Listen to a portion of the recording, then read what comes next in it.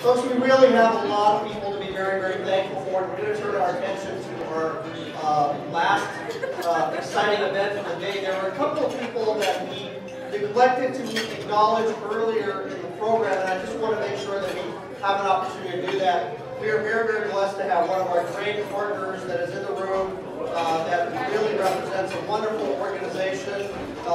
Amy, would you be kind enough? Amy Grad from ITAP is here, so we wanted to acknowledge Amy from ITAP. So thank you, Amy. Really appreciate it. Amy and ITAP were the recipients of an amazing award, which is kind of a lifetime legacy award that was bestowed upon them during World Trade Week by the LA Chamber. So we really appreciate ITAP's support and partnership in this. How do you guys feel, talking to the students in the back, how do you guys feel about the exhibitor section? Did you guys have a good time with that? Yeah. All right. So folks over here, you know, they've kind of laid the gauntlet. How about you? Did you guys have a good time over here? They got food in the mouth, right? Let's hear it. Did you have a good time? All right. So folks, thank you. What we'd like to do, as you know, is keeping the opportunity to hear from amazing panelists who are distinguished individuals in their respective fields, representing the broad array of global trade, logistics, supply chain, digital e-commerce. We wanted to invite our panelists up to the stage. So if I can ask Jeff, CJ, and Will, if you could kindly join us on stage. We're going to be beginning our presentation, so go ahead. And Tracy, if you also come up on stage. What we're going to be doing is just to kind of give you a real quick orientation. It is very rare that you have an opportunity to hear about people who can look at a crystal ball and perhaps give you some ideas and clues as to the world in which we live in is heading. Now, these individuals are going to hopefully give you a great, broad overview. So I'd like to just give you a real quick orientation as to their backgrounds, and then we're going to hand it over to Tracy, who will lead us through this wonderful talk show panel. So let me just real quickly. So if you're wondering, we did have a little bit of a schedule change just to show you how the world of business is constantly moving. Keith Kaplan, who is one of the co-founders and CEO of the Tesla Foundation, actually had to respond to a cybersecurity related matter. Okay, so we're really privileged to be joined by Will Cashin, who's the chairman of the Tesla Foundation. How many of you guys enjoyed the UAV commercial drone table? Did you see that table, right? So Will represents that organization, and we'll talk more about that. He has been in the field of aviation for over 40 years. He's helped create the third industrial revolution in the auto industry. He is also helping to build now that same mindset of change in the unmanned aerial robotics, better known as, or UAV, better known as drones, right? Tesla Foundation is building the new emerging commercial drone curriculum for STEM-oriented charter schools and colleges throughout the country. They've partnered with over 20 colleges and are adding new partners. Tesla Foundation is architecting America's technology or robotic systems today, and we're very proud to have Will join us to talk a little bit more about that. So thank you, Will. To Will's left is CJ Nord. CJ Nord, and you can ask her, she has this wonderful professional designation, CPM. CPM, right? You can ask her what that means. But she is the supply chain manager for California Faucets. That's her day job, but she also wears another hat. She is the trustee for the Institute for Supply Management, the LA chapter. Now, this organization is the oldest supply chain organization in the country, from my understanding, 100 years strong, right? Perfect. The organization is, through volunteering, CJ has worked to build a strong network alliance among all Southern California supply chain organizations to support a vigorous economy for California that directly benefits the families in our communities. So we're also joined by CJ. So we'll give all these folks a deserving round of applause in a minute. And then to her left, we're joined by Jeff Williamson. And Jeff brings over 20 years of global marketing experience in Europe, China, Southeast Asia. He currently serves as the statewide director for the Centers for International Trade Development and the director of the California State Trade and Export Promotion since the year 2000. He's also developed, launched, and managed new initiatives and grants, including the California State Trade and Export Promotion Program, and established new partnerships with Export-Import Bank, better known as Exim Bank, and the California Food Drug Administration. Since 2007, he's also served as an adjunct professor of global marketing at Cal State Fullerton. He's earned his bachelor's degree in economics from Arizona State and an MBA from Cal State Fullerton. Okay, fantastic. So let's give this group of distinguished panelists a round of applause.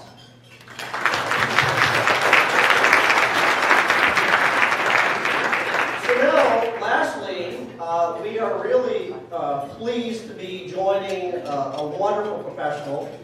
Tracy Young is, for those of you who are saying, I've seen her before, but I can't recognize where. Well, you will probably remember her from watching local CNN and headline news. She was actually one of the original anchors in the lineup of the network. And she's covered the ports of LA and Long Beach for over a decade. And she has had a broad industry background in healthcare and finance. And this was something that I found very interesting. In her junior year in college, she actually spent a year as a foreign student in France. And she will be serving as our talk show moderator. So with that, let's give Tracy a round of applause. And let's go.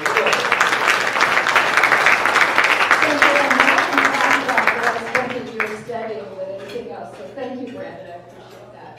All right, so here's the deal. We're going to kind of have a little bit more energy up here than you may normally see, so if we're a little goofy, bear with us. So we realized we are getting to you after lunch, and we just came from some fun panels and just ate. So if I'm a little overexcited here, I apologize in advance. I'm going to go ahead and do it anyway, so you're stuck.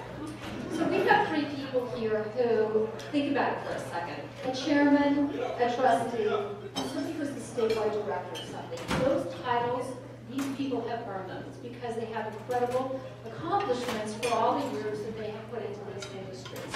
Okay, titles are great, but what I want to start with a little bit is, so what do they do on a daily basis? What are they responsible for accomplishing so you can get a feel for, as they speak, what it is they do, not just what their titles are. And Willem was kind enough to join us at the last minute, so I'm not going to start with him. We're going to let him. Jeff, if you don't mind, I'm going to start with you. You've done a lot of really great things because you don't just do what you did today. You have a vast business experience before you came into what you're doing today, and you've worked around the world.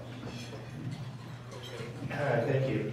So what my main function is on a daily basis really falls into two categories. One is that it's focused on export education. So working with the network of federal state partners and college partners, we want to help get more education about exporting into the classroom, into the business community.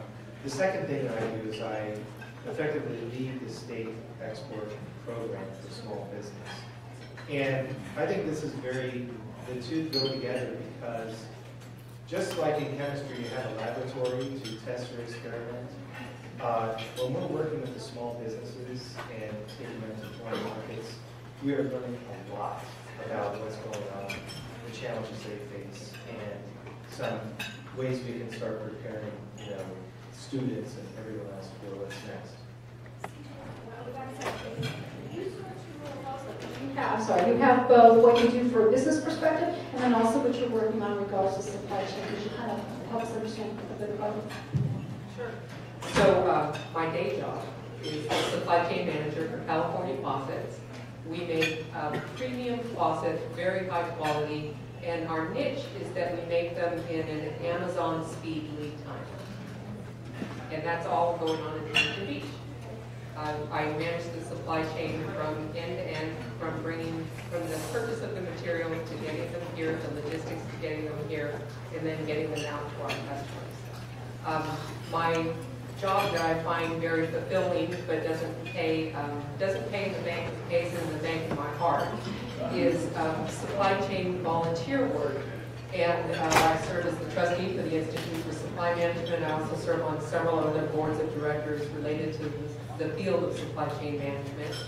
And the reason that I do that is because a well-run supply chain does not waste money that are spent on jobs. And that makes a real difference to the families in our community. Well, would you mind including two things which you had a career, a very successful one, and the company was sold, and then now you're serving as a chairman? My background has always been in robotics for the most part. And now it's moved into, I guess, the next stage of robotics, which is total autonomy. My first gig was we built automotive software. We built all the software for automotive assembly plants. So when you saw those pictures of all the robot heads moving, we built all that software. We were the first folks to be able to build a robot that was had enough dexterity in it to put a windshield in a car as it was moving down the assembly line. And we did that for about 15 years, and that was a big change in the marketplace. And now I see that happening all over again in the world of autonomy. And given that, we're very, very interested, the Tesla Foundation is very, very interested to make sure there's a unity between human beings and machines. We're very, very worried about that because in the third stage of the Industrial Revolution, which was the movement from fluid mechanics into electromechanics, we lost about 35% of the entire workforce of the United States. And so we want to protect all you folks out there. We want to help you, help show you the way of what jobs you can get and things you can do. When I think of Tesla, of course, the first thing that comes to my mind tends to be these incredibly beautiful 21st century cars that are battery operating at the same time. They're just a beautiful machine. But that's not what you're working on. Tell me about what you're working on and how international trade comes into that. Well, the thing that we're very interested in is education, and that's what brings us here. I've been involved with logistics my entire life. We've moved hundreds of millions of parts into an assembly facility, and at the end of the day, it became a car. But the things that we're doing now that's important is we want to educate people. We want people to understand where they fit in the role of autonomy. In the event that we don't do that, we'll lose a lot of families along the way because they'll lose business. Every time you hear in this world of a new president, whenever you hear him say, we're going to bring jobs back to America, I still don't know what those jobs are right now. I'm excited about it. I'm excited about the future, but I'm left at a lurch. But our number one interest is to take all you folks and help you see what autonomy is going to be like and how you participate. And CJ, same with you. How is international trade and logistics, and of course you say supply chain management, but international trade, how does that come into your day-to-day work, what you do, and then also your wonderful volunteer time? Well, even if something says made in America on it, some part of it came from overseas. Everything's linked, not just linked learning, right? Everything is linked together. I buy from suppliers overseas. I'll place calls overseas. Just got back from a trip to Taiwan. So that's a way to link with our factory in the United States. And then one of my objectives is to bring parts that are made overseas back into the United States. So I'm always looking for what can I have here in the United States competitively enough that I can switch it over. And that helps me fill my customers' orders that much faster, right? Because it's just coming from the United States and not from back and beyond. What about the global opportunities for California Faucets to sell your products to what we commonly say is 95% of the world's population resides outside of the United States? There's a nice hotel in Qatar with our drains in it. So there are opportunities out there. We're not a huge exporter, but I think that there's quite a bit of opportunities. We can go into the high-end design. Jeff, from an educational perspective, how important is it that the curriculum that we're putting together today and what you're thinking of for the future really make sure that we cover international trade? Well, I think when we start looking at, and I teach at Cal State Fullerton, so I see students coming in, many from the community colleges, and also we get a number of international students coming in. And normally what I do is on the first day of class, I will survey them to find out their level of knowledge about certain aspects of international business. Something as simple as whether or not they know or are familiar with the harmonized care system. Something like that I will ask. And you know, when we look at the American students, we are not as exposed, okay? We're not as exposed. Generally, maybe 10% of the student embrace their family, and these are graduating seniors. The Germans, the Asians, the South Americans, if you will, coming in, 80% of them know. 80% of them know already. So our orientation toward trading is much less than our global competitors. The Germans are exporting 44% of their GDP. We're exporting about 13% of our GDP. And the future really is going to be about that. So the quicker we can get things, the students globally oriented, give them knowledgeable about the global systems, trading systems, about what's out there, I think is going to help us create jobs and money. So you gave me a great lead-in. We're not going to commercial. We're going to stay with you, Jeff, if you don't mind. What trends are you seeing? Because as we're looking out there, it doesn't matter if you're a freshman in high school out there or you're a graduating senior from college, you want to think, what are the jobs that will be coming up in the future? And what kind of skills, what kind of education, what do I need in order to be prepared so I can go get the best job possible? It was my time to go with that. It's okay. Oh, it's okay. Is it okay? See? No, I can't fine. Don't worry. Not that I'm You're competitive. the anchor, I'm just the guest. Really the biggest trend that we see out there is if you were to put everything about global trade and logistics, everything together, one thing drives the world economy, and that's consumption. And we export because, okay, we make something, but nothing overcomes the demand and desire to get something new. And so consumption is driving the economy, it's driven the economy since day one. The U.S. used to be the largest area of consumption in the world. That has dramatically shifted, It has shifted in terms you won't believe at the moment, except for, take a look at this graph and you see this is what's projected. This is not entire consumption in the U.S. This is consumption by the middle class. There is a huge emerging middle class in developing markets. And this middle class is not the middle class that is earning like $50,000, $60,000 a year. This middle class is earning $20,000 a year, but they have a tremendous amount of disposable income. So we see a whole bunch of growth in more recent years with consumer products. Consumer products are going crazy. And not just like the luxury products we know is everywhere. You can buy Gucci and Prada and all these things in every country in the world. And there's always rich people taking care of that. And then you have the really cheap things that the local population buying for many years. What's happened is that since there's so much growth in these areas, the middle market is now filling out. And the U.S. has we have a tremendous number of middle-range brands. Middle-range brand that now all of a sudden is very affordable for people in developing markets. Well, which makes sense. What did Apple just, you guys know, what did Apple just, their last phone was what? Smaller, and what else was it? Less expensive, right? Because they realized that we've upgraded so much here that we've kind of saturated our market, so how do they reach those other markets? They have to find a different kind of. CJ, what kind of trends have you seen? Have you seen?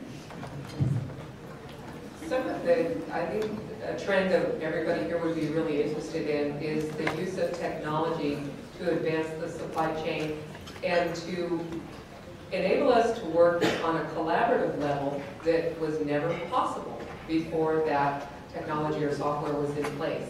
And is it okay if I go into the supply chain optimization? Okay. So one of the most truly neato things going on right now is that the LA and Long Beach ports are working collaboratively to improve their supply chain. And there are things that are on the table now being discussed that were only whispered about in groups before. And it's really just a beautiful human effort where people are actually working together. They have all of the stakeholders at the table, and they're working out solutions that used to just be closed-door arguments before. And the platform that makes those solutions possible is often the technology. One of the examples is Cargomatics, which allows people to mate up a trucker with a delivery load just like the Uber system does. And that was developed by an entrepreneur. And those things are present today, and they make it possible to just do things that we never even dreamed about. I was thinking about what you were saying because just this week, two news sources that I follow is Cargo News and GOC, Journal of Commerce. And they announced this week that the truckers, there's now an app that is strong, functional, that the truckers can use, right? So they don't have to queue up outside, right? Instead, they have that app, and they know when to show up at the port, so they're more efficient. And then also, we just heard announced this morning that now they have for the cold storage, so when you have something that is refrigeration that can spoil easily and so really valuable, is that now they're putting these trackers inside those cold storage containers so that they can track those. So it's like those kinds of things, we talked about those when we did the Clean Air Action Plan 10 years ago, right? It's 2006. We talked about that kind of stuff, but the technology just wasn't there. So it wasn't the will, it was the technology. Well, in the loss of the cold storage container brings up a really great point. So if somebody lost that load of shrimp or whatever it was that needed to be kept cold, that company takes a loss, right? So what that means is to that company owner, they're not able to invest in benefits, and invest in jobs, invest in capital. That's a perfect example of how a well-run supply chain makes families' lives better. Yeah. And well, since that's what you guys are kind of working on, you guys are working on the future. That's what the foundation is basically doing. What kind of trends do you see? You kind of touched a bit about the past in the auto industry, but and I'm going to say the future. I'm going to use maybe like a 5-year time frame. You know. Well, the world of logistics is going to be probably an incredibly favorable position for all of the play in. Even the last mile, which is, you know, the objective of the likes of Amazon and gosh knows how many other companies out there, is a tenuous situation. It's not easy to accomplish. Some of the things that we see in trends, and you've seen it all on television, where drones are delivering products to right to the person. Well, it's much bigger than that. Mercedes-Benz Freightliner division is working on unmanned trucks, and they're working on now unmanned ships. Rolls-Royce is in construction of an unmanned ship. So again, the trends is that we have to pay attention to this, and we can't stand back and look at it and get excited about the pieces, because the pieces are part of the poison. If you're not paying attention, you're not changing your direction and paying attention to what's going on in your market and what's moving on in the national market, so that you can be a part of it and retain your place in that world. I belong to a group, and somebody sent me a great blog. I'm going to read this for just a moment. I believe that the drone technology will soon be commonplace in shipping. The U.S. Navy is already sending drones into shipboard fires ahead of fire parties. Anyway, it's a long paragraph. It also talks about how drones, and some of you guys saw the drone presentation today, about how drones are doing things like going in advance of the ships, whether it's for an iceberg or whether it's for a hazardous situation. How is it, in some ways, if somebody's interested in working on drones, this technology, how exciting is it that they may not be the captain of the ship, but they may be working on the software of the drone that could make the ship safer? Yeah, well, again, it's all of those new opportunities that, kind of look at it this way, as a drone, whether it be a submersible, in other words, it goes under the water, or whether it's on land, ground-based drone, or whether it's an aerial robotic drone, something that's flying in the air. What it's done is it's opened up new categories of uses for applications that are too dangerous for people. When we were in the auto industry, we had at one time, and this is a positive thing and a negative thing. That's why I'm constantly going back to the exciting part of a trend and the negative part of a trend. We went to Ford Motor Company and we built a new paint shop that was totally robotic. When we went in, there were 28 people, and when we left, there were no people working in the paint shop. So although the technology was extremely exciting, and it was a very, very unique thing to have, and it really added a tremendous level of value of efficiency, it removed a lot of people's lives. And the reason why it removed a lot of people's lives is because there wasn't an ongoing situation that kept people abreast. Remember, technology turns every 6 months. So every 6 months, technology is turned by some leaf. And if we don't pay attention to that through watching television, reading magazines, doing whatever, we'll miss the trend and we'll find ourselves outside and with an inability to get inside because it'll be, a lot of competition. I'm sorry to sound like Darth Vader up here or whatever. We'll forgive you. Jeff may give you a C, so be careful. CJ, if you don't mind to ask, let's go to opportunities. I want to make sure that we got, and who's going to keep me on time here? Because I've been talking to them forever. She's keeping me on time. Okay, how are we doing? You're good. Okay, how much time do we have left? About. That's it, okay. CJ, I want to talk about opportunities because obviously we're being very clear up here that a lot of things are changing and it's exciting, but to just say that doesn't do any of you any good. I want to get into some very specifics about what kind of opportunities are out there. So again, whether you're a freshman in high school or you're a senior in college graduating, you have an idea of what kind of careers are possible. So since you're working in this day-to-day, CJ, what do you see? What should somebody out there look and say, someone said to them, well, you don't want to go into that field. Why is that though, that you should go into this field? Oh, well, you should go into what excites you.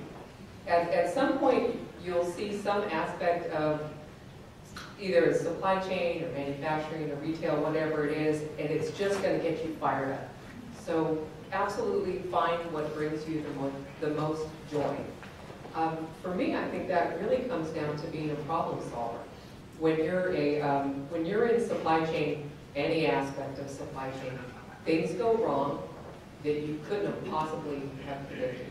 Really, you couldn't have possibly predicted. And you get to be the one that brings the solution to the table, and that's really exciting. What about also, we think international trade, we tend to look at the ports, right? We're here locally. But what about UPS? What about FedEx? What about all these companies that actually move the goods and there are incredible jobs out there? I think in some ways, at least for me, sometimes it's hard to cover this industry because we tend to revert back to the ports, but the ports are such a small number of jobs. I don't want to, by any means, damper anybody's wishes or dreams of working at the ports. I think they're great, but they're the small amount of jobs out there. What kind of jobs are out there? Well, actually, we can link that to the ports, because 40% of the nation's imports come through the port. 60% of those imports are for manufacturing. California is the largest manufacturing state in the nation. So there's really, a lot of people forget that manufacturing is part of international trade. It's a huge part of international trade. So whether you are importing parts or you're exporting your parts or just some component of that, manufacturing is really exciting. And Jeff, would you kind of expand on that? Like what kind of jobs you think are out there? The fact that sometimes it's so big it's hard to quantify? To follow on with what CJ said, that 1 in every 4 manufacturing jobs in California is export dependent. That means that doesn't include imports. So probably half of all the jobs are somehow trade related in the state. But you can break it down into all different functions. The thing about globalization is that the firms and the companies, small and big companies, they don't become global overnight. It's an incremental process. And every facet of the enterprise is affected. The people in accounting and finance, they need to understand how to hedge against exchange rate, how to get paid from an international customer without putting themselves at some political or economic risk. The people in sales and marketing need to understand how those customers in China, for example, what needs they have that are very unique and special and how they satisfy those needs. The logistics and distribution supply chain management, they need to understand how to move things through customs. They need to understand how to coordinate activities when you have time zone changes and all sorts of other crazy things going on. And then operations and management, they need to be able to manage an environment where people communicate differently. Like fundamentally differently they communicate. So it cut across all sectors. But if you're going to ask me, and I was a student today, I would say there's really two main drivers and two main sort of set of skill that I think are going to serve you very well. One is, and you can put up number 2, one is that you should get some global understanding overall, some global understanding, and be very adaptable, okay? Understand how the world is laid out, understand where the opportunities are. Probably if I'd asked the question, most of you would have said Amazon, but Alibaba is more than 2 times bigger than Amazon and eBay put together, the largest e-commerce, company in the world. So globalization, understanding where the opportunities are. The second one is digitization, meaning digital capabilities, whether it's working with code, whether it's being able to modify websites, whether being able to manage data and do marketing campaigns. The Bureau of Labor Statistics points out where most of the jobs are going to be by 2020, and the largest area for job growth in the private sector is business services. When you go down a few steps, one of the largest areas in business services is marketing. And being a part-time marketing person, I can tell you that's not the old style marketing. It's digital marketing. It's digital marketing. How many of you are familiar with Singles Day? Okay. What country? Singles Day. Okay, so we have 2, 3. Tony is, I know Tony, I see some. Okay, maybe about 2%. And what country is it in? He knows. What country is it in? In China. So we have a Cyber Monday. Cyber Monday last year, you ran off to get things for Christmas. You spent U.S. spent $5 billion on Cyber Monday. In China, on Singles Day, which is kind of like their mocking of our Cyber Monday area, is they spent $15 billion in one day. $15 billion in one day. And guess what? 70% of that was ordered through a smartphone. 70%. Yes. So this is where we need to go. I feel so stupid when it comes to digital marketing, and I'm trying to learn everything I can. So you guys, as students, you're going to get way ahead of us. Just get out there and make something happen, because that's where the action is. But you're kind of touching on something important, which is they're finding a bigger and bigger shift between as walking to the stores, and anybody who's following up on retail knows what's going on in retail right now. They're having a really difficult time right now, versus where the shopping is actually taking place. But technology is an important part of that. Yes, there's all sorts of statistics out there about how people shop, but I think as we start looking at these numbers for emerging markets, that in the past many customers were unreachable because of distance, because the transportation system, you heard about trying to get around various cities around the world, is impossible to get to the mall and back in the same day because the traffic's horrible, they don't have transportation. But you can, when we start looking at the digital platform, now all of a sudden you have the connectability to all these people in every location. And they will use all different means to be able to get the products there. I'll give you a good example. Like one of the fastest growing online selling platform is Lazada. It's in Southeast Asia. Last year it had $350 million in sales. In 1 year, they grew to $1 billion in sales. $1 billion in sales. And so you look at these markets where they have traffic jam everywhere. You can't go a mile in a taxi. But what they figured out is they said, you know what? Instead of trying to deliver everything through independent methods and through traditional distributor, let's just get on the back of somebody else's distribution chain. And so a lot of things are now delivered through 7-Eleven, because you can find 7-Eleven everywhere. You pick it up 7-Eleven, you can take back the return at 7-Eleven, drop it, scan, and everything's scanned. I mean, emerging market, you think, everything's scanned. It's scanned, boom, boom, all done. Okay, I promised Brandon I would cover this, so I'm not going to leave it out. I am incredibly guilty of this. It is very common for me on my computer to have 2 screens going, television station on, at the same time have the radio on. I think I'm great at multitasking. Unfortunately, I'm not as adept at it as I would like to believe that I am. How important is it, because you're working with a lot of forward thinking, how important is it that yes, we can do that when we think we can, but that there are times when we need to shut down, we need to use our analytical skills, and we need to stay focused on something, because sometimes when we send emails and we don't read them before we send them, because we have three things going on, because we think we're so smart, we realize we are not, that we make mistakes. So as much as we don't want to tell people, let go of your phones, don't try and take mine away from me, by the way, bottom line is there are times when we need to put them down, and we need to just use our analytical thinking. There is a time for that? I'm sorry. I'll try and tell my family, but Yeah, I think that, you know, to move away from the digital tether is important to do. It's so easy, you know, all of this technology was supposed to help us so that we could go and relax. And in the reality is it's made it 10 times worse. And so you have to learn to separate yourself from your now third eye, which is dealing with you know, digital information and how you're going to get the information, and you can't answer the phone anymore. We have to text everyone and email, and it just goes on and on. So, anyway. So basically, we're not saying put your phones away, but it's just one of the tips that everybody I've talked to, and a lot of employers are saying, hey, look, there are times when I really need my employees to put the phones away, and I really need them to focus, and I need them to click in. They're capable, they're intelligent, they're amazing people, but there's a time when I need them to focus. And unfortunately, I'm getting that left. Okay, there's one thing I would really like us to all share with them because of the vast experiences people have. What is a tip that you can leave people with? Is it an app? Is it a website? Is it a philosophy? What, your vast amount of experience, what would you like to leave them with? Something that's simple and easy. What would you hope? Yeah, I don't know. I just have one word in mind, and that's adaptability. You know, we are in an environment with all this change, and particularly with global competition, that we have to be able to turn on a dime.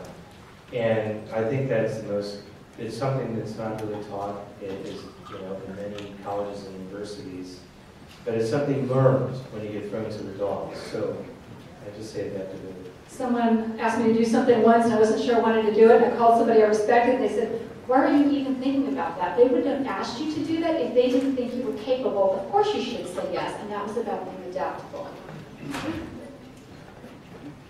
Okay, well, I guess the thing that I would like to encourage everybody to do, especially as you're entering a career into supply chain, is to volunteer and become active in a group that is the closest to what you're doing in supply chain. So we have several groups that have core competencies.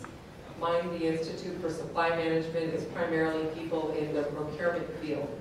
There you will find your colleagues, you will find a chance to gain leadership experience that will teach you how to be a leader, that you can take into the workplace and that your employer will recognize. You will have mentors available to you there that will make a huge difference to you. I have had mentors in some of the leading companies in the world help me along the way, and now I find myself in the position of being a mentor. So my message is get out there and volunteer. You'll be the biggest one rewarded from it. Well, what would you like to leave, a thought you'd like to leave? Well, the thought I'd like to leave all you with is entrepreneurship.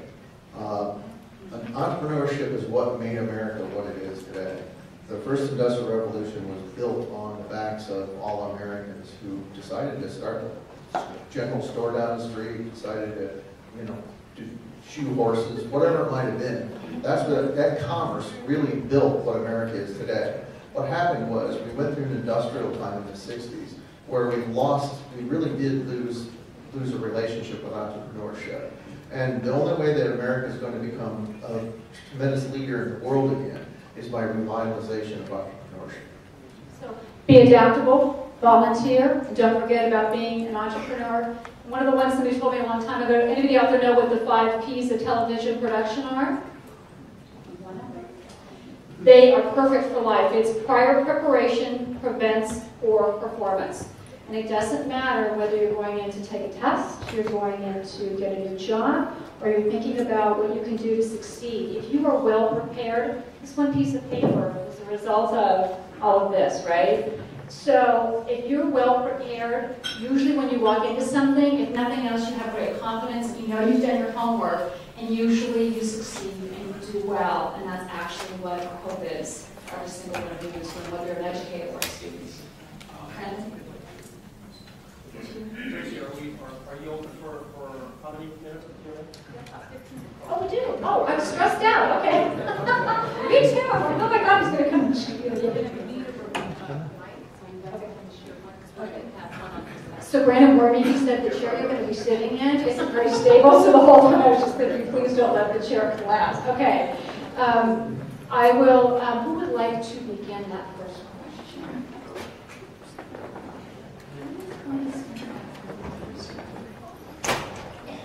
Thank you, sir, appreciate it. Sure. Great talk, guys. So you guys touched upon a lot of really great points in terms of global trade, in terms of the world coming together, utilizing technology, e-commerce, and mobile commerce.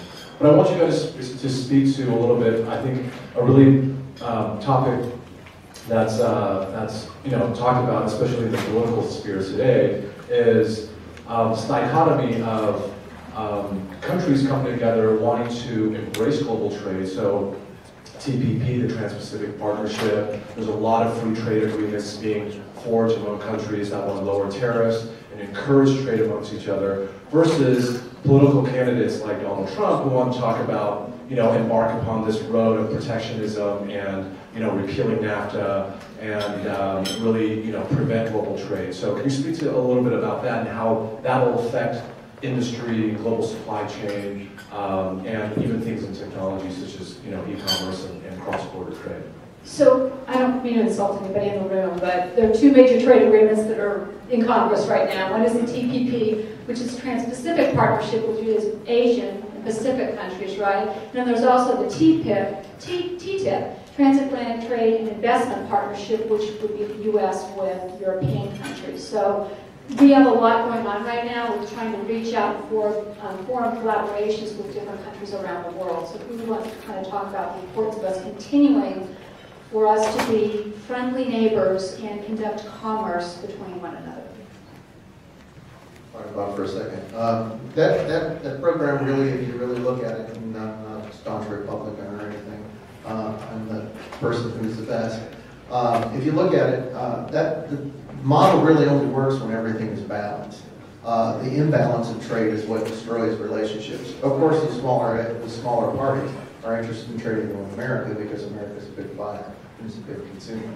If you flip it around the other way and you only have 13% export versus 44% export from Germany because we're buying all the cars, that is an imbalance. So I believe that the world trade positioning has to be incumbent upon all of us to make sure that it is a balanced system. Okay, so this is a long discussion, long topic. It's very complicated, but let me share with you at least a perspective of where we've been and where we're going. First of all, trade agreements, they benefit the consumer, and consumption drives the global economy, let's face it. So you and I, we benefit when the barriers are low. The trade agreements, and more than likely they're going to be passed, with or without Mr. Trump or whoever else. Because historically, the trade agreements have been passed. Historically, they have. All of them. All of them they mentioned. There hasn't been a major trade agreement that has not been passed by Congress. The U.S., for many years, we had an open borders for goods. So we allowed many things in. These trade agreements are designed for us to gain better access to those emerging markets. The places like Vietnam, with TPP, have Vietnam, Malaysia, Singapore, on that one, Japan. These are big markets, many of them, and they have a lot of high barriers. So it's about harmonizing the rule. It's about reducing the barriers for us to access, and more importantly, believe it or not, there's a big discussion going on about data flows and such. That we look at e-commerce, and you want to go set up an e-commerce site in, let's say, Vietnam, and they say, well, you have to have a server in our country, and we're not going to let you handle financial transactions over the web. We're going to put in these barriers or whatever. So TPP and the others are about trying to make sure that the U.S. has access to these markets. So I think overall it's a good thing. I don't know that any of the presidential candidates are going to derail these things. Nobody's going to want to pay a lot more for what they're buying today for $5. You're not going to want to pay 10. I mean, let's face it. Real quick. So anybody want to take a stab at what country has the largest number of trade agreements? And it's not the U.S., I will say that. Ideas? Chile. Yep. They are really a forward thinker in regards to a lot of things, and one of those happens to be trade. Yeah, young lady? This will be the last question because students have to catch a bus and they're waiting. So, last question. Now, that most of us in here are students in high school or college, what would you recommend as being the strongest emphasis for schooling? Because some business professionals think finance, others statistics, or just encompassing all of them. So you like, what actual degree do you want next to your name when you graduate, is that what you're asking? Or you want a broader what field? A little bit of both, because when I've gone into interviews and different things like that, I've had certain people tell me, don't do international business, do finance, and then go into international business. And I've gotten flip-flops of answers. Okay. Jeff, do you mind starting? Because I think you'd be perfect for that. Okay, so first of all, you're going to get a biased response from every one of us. So I will give you my perspective. That most first jobs for students are in what areas? What do you think? In sales. Yeah. Most first job are a sales-oriented job. Whether you're working at a retailer or you're, I don't know what you're doing, but somehow you land in sales and you learn that half the people, most of the people say no, and you get frustrated, and so it's very difficult. But overall, that's where most of us start. So that's where you're most likely to pick up things, so prepare yourself.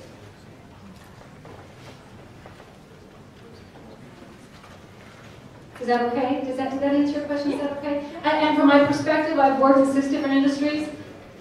Do what you love. You know, I'm sorry, but if you're, and it's the same thing. I mean, I'm sorry, but if your heart's in international trade, international relations, international law, international, go into it because, you know, you get up, you get ready to go to work, you drive to work, you're at work, you go home, you spend your life working. Love it, or it won't be the same, and you won't have the same kind of life. Personal, again, we're all saying personal opinion. And give them a great hand. What a great hand. Appreciate all those students.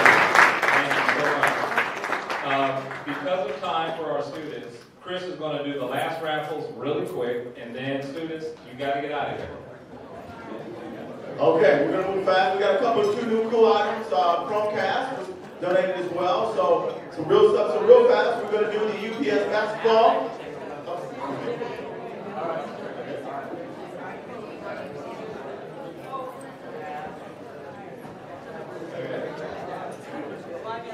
Okay. Okay. So.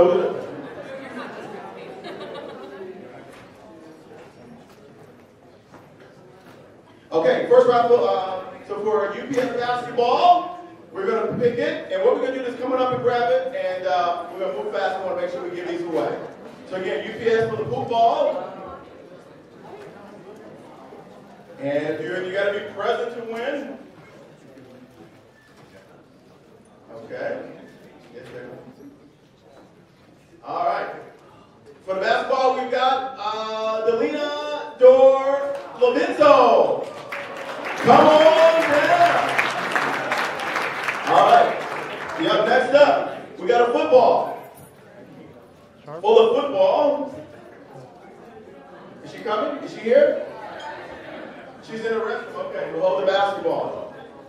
She's getting ready. She's exercising. Okay, here we go. Next up, we got David Oriola. David Oriola for the football. I wouldn't know what you were. Next up, we've got a UPS truck. A UPS truck. Come on. This is your vision. You're going to distribute Center. Okay, we've got Helene Taveras. Come on down. Now we got these are called, she's coming down right here. We got Chromecast. These are cast your favorite entertainment to your television. It's pretty cool, some technology. These are late breaking entries here. So we have two Chromecasts from Office Depot. Thank you, Office Depot, for donating those. Yeah, get them Office Depot. Nayeli Delgadillo.